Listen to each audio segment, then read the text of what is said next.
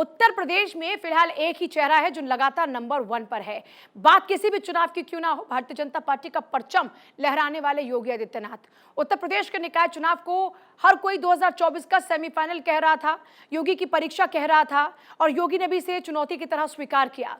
प्रचार अभियान में खुद एक दिन में 3 से 4 रैलियां की, हर मंत्री की ड्यूटी लगाई और नतीजों में जनता ने बता दिया कि उनका भरोसा योगी आदित्यनाथ पर ही है। यूपी में योगी का जलवा बरकरार है और हर तरफ भगवा ही भगवा नजर आया। मेयर की 17 की 17 सीटों पर बीजेपी ने क्लीन स्वीप किया। सभी सीटों पर बीजेपी की जीत हुई। रिपोर्ट देखिए।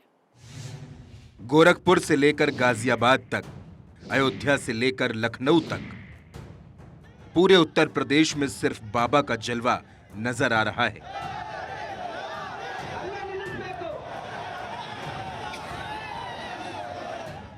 निकाय चुनाव में बीजेपी की धूम मच गई। बाबा और बाबा का बुलडोजर बूम बूम कर रहा है। माफिया को मिट्टी में मिलाने वाले योगी ने विपक्ष को पाताल लोक में पहुंचा दिया है। इस माफिया को मिट्टी में मिला देंगे। नगर निगम से लेकर नगर पालिका और नगर पंचायत तक भगवा लहराया।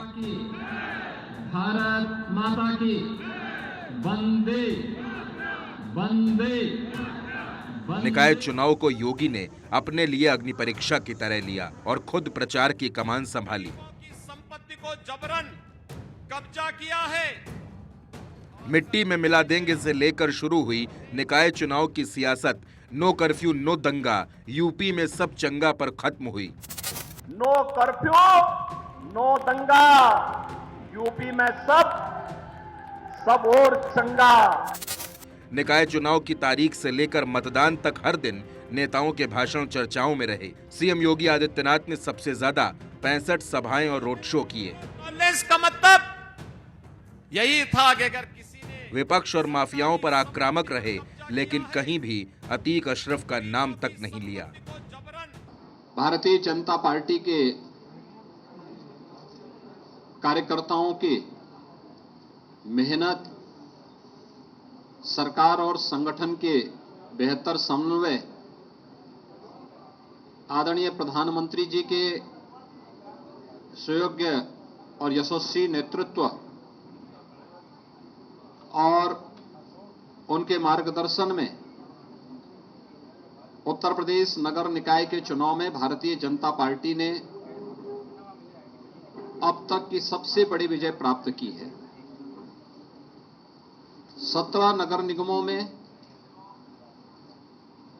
पहली बार भारतीय जनता पार्टी सभी नगर निगमों में एक साथ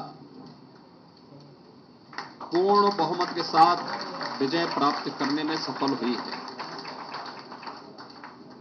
योगी के साथ दोनों डिप्टी सीएम और प्रदेश अध्यक्ष भूपेंद्र चौधरी ने भी कमान संभाली। तो हर मंत्री को 2 जिलों की जिम्मेदारी दी गई। इसके साथ ही विधायकों और सांसदों की ड्यूटी लगाई गई। योगी ने एक दिन में 3 से 4 रैलियां की और लोगों से ट्रिपल इंजन की सरकार बनाने की अपील की। ये डबल इंजन सरकार का करिश्मा यही है। कहीं पर पूर्वांचल एक्सप्रेसवे पूर्वी उत्तर प्रदेश को जोड़ता है, कहीं बुंदेलखंड एक्सप्रेसवे बुंदेलखंड को जोड़ने का कार्य कर रहा है। गंगा एक्सप्रेसवे पर युद्ध स्तर पर कार्य चल रहा है। नए एयरपोर्ट बन रहे हैं और बाराबंकी के लिए एक और लखनऊ का इंटरनेशनल एयरपोर्ट और दूसरी तरफ अयोध्या में भी एक इंटरनेशनल एयरपोर्ट बन रहा है। यानी जहां भी आपके लिए नजदीक हो, आप वहां की एयरपोर्ट का इस्तेमाल कर सकते हैं। योगी के आक्रामक प्रचार से बीजेपी की जीत। नगर निगम की 17 सीटों पर clean sweep. Baspa Sapa Congress mayor सीटों पर 0। भाजपा के लिए सवर्ण मतदाता भाग्य विधाता बने। 17 नगर निगम में से 11 में सवर्ण वोटर्स 50% से ज्यादा। योगी ने 13 दिनों में की 65 रैलियां। इस चुनाव में योगी का आक्रामक प्रचार माफिया पर वार बीजेपी के लिए प्लस पॉइंट रहा। प्रयागराज में योगी ने बिना अतीक का नाम लिए जो बोला, वो बीजेपी के लिए बूस्टर डोज बन गया। जिस प्रयागराज की धरती ने हजारों वर्षों से मानवता के कल्याण का मार्ग प्रशस्त किया हो, कुंभ हो या माघ मेला, करोड़ों करोड़ों श्रद्धालु प्रयागराज में आकर के संगम में डुबकी लगा करके अपने जन्म और जीवन को धन्य करता है।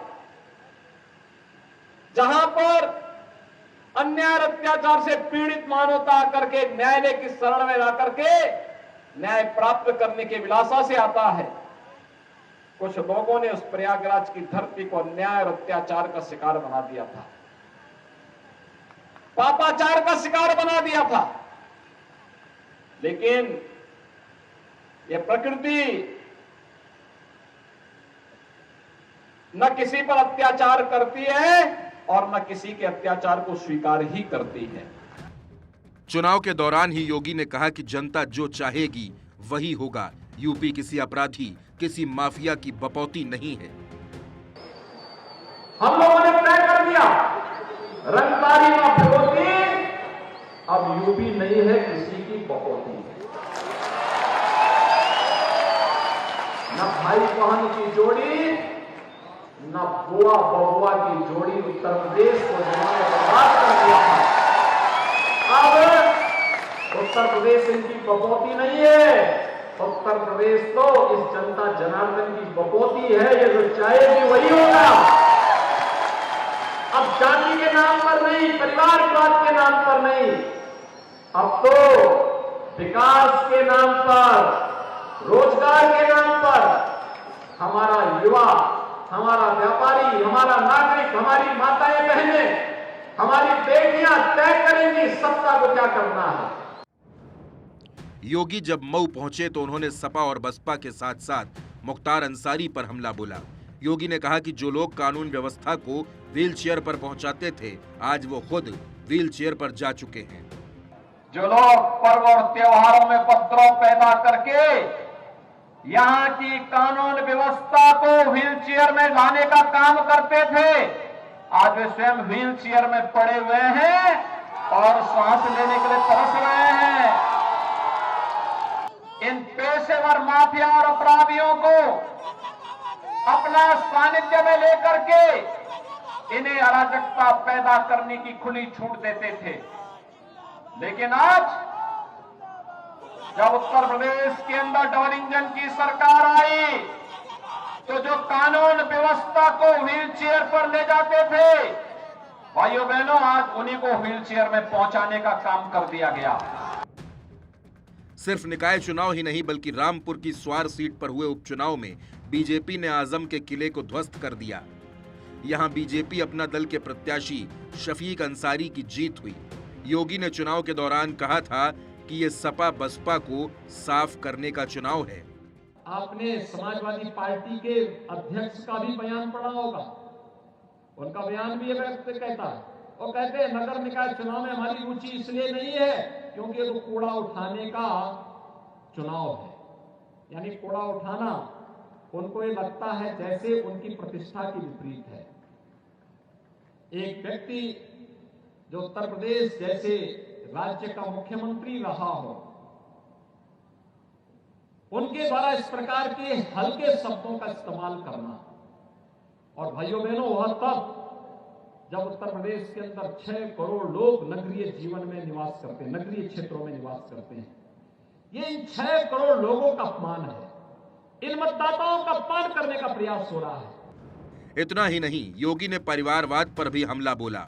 योगी ने कहा कि जिन लोगों ने सिर्फ अपने परिवार को ही यूपी माना, उनको भी सबक सिखाना बेहद जरूरी है। तालीम और तहजीब ये कभी अलीगढ़ की पहचान थी, लेकिन जातिवादी सोच के परिवारवादी दलों ने इन परिवारवादी जातिवादी दोनों को तालीम और तहजीब से भी कोई मतलब नहीं था। ये तो बांटो और राज करो की नीति पर चलते थे। तुष्टीकरण के आधार पर समाज को विभाजित करते थे। याद करिए 2017 के पहले का उत्तर प्रदेश दंगा प्रदेश था, दंगा प्रदेश। पर्व और त्योहार के पहले कर्फ्यू लग जाता था, आज कर्फ्यू नहीं, आज तो कावड़ यात्रा निकलती है शानदार तरीके से।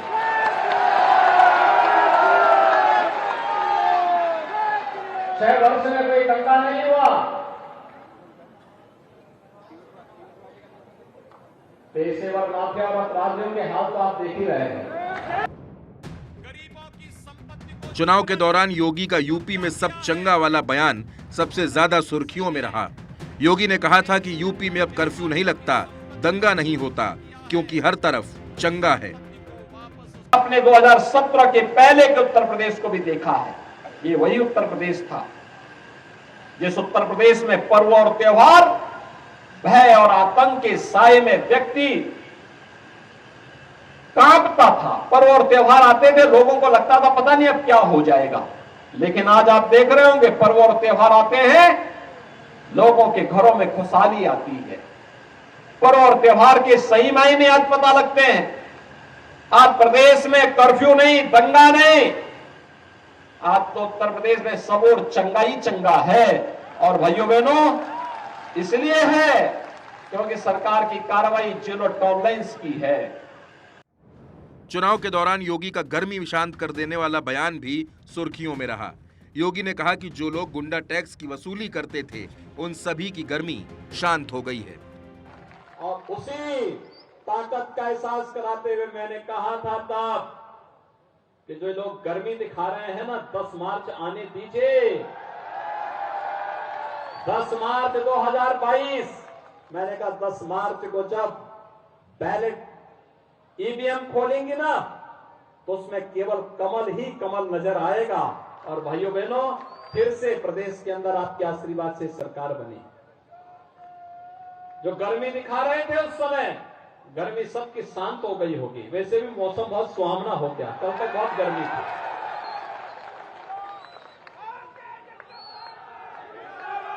गुंडा टैक्स वसूली करने वाले कहां चले गए, कोई पता ही नहीं। कोई उनके लिए 2 बूंद आंसू बहाने वाला भी नहीं। बुंदेलखंड में चुनाव प्रचार के दौरान योगी ने कहा कि जिन लोगों ने आपके क्षेत्र को पानी के लिए तरसाया है, आप लोग उनको एक एक वोट के लिए तरसा दीजिए। जिन लोगों ने गरीब कल्याणकारी योजनाओं में डकैती डालने का काम किया था, जिन लोगों ने आपको एक एक बूंद पानी के लिए तरसाया था, आज उनको एक एक वोट के लिए तरसाइए।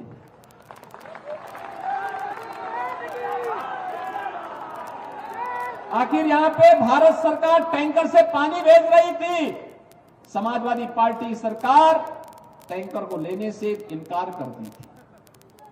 प्यासा यहां के लोगों को छोड़ा था।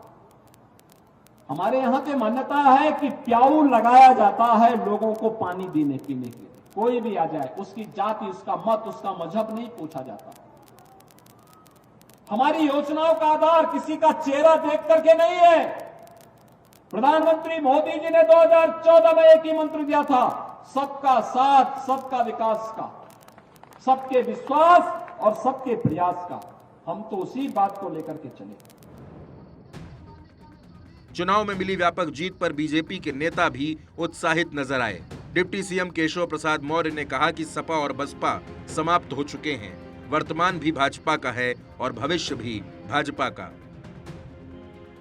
निश्चित तौर से सबसे पहले तो मैं उत्तर प्रदेश की जनता जनार्दन को, उत्तर प्रदेश भारतीय जनता पार्टी के एक एक कार्यकर्ता को हृदय से अभिनंदन करूंगा, धन्यवाद दूंगा कि उन्होंने सुशासन और विकास का पक्ष लिया।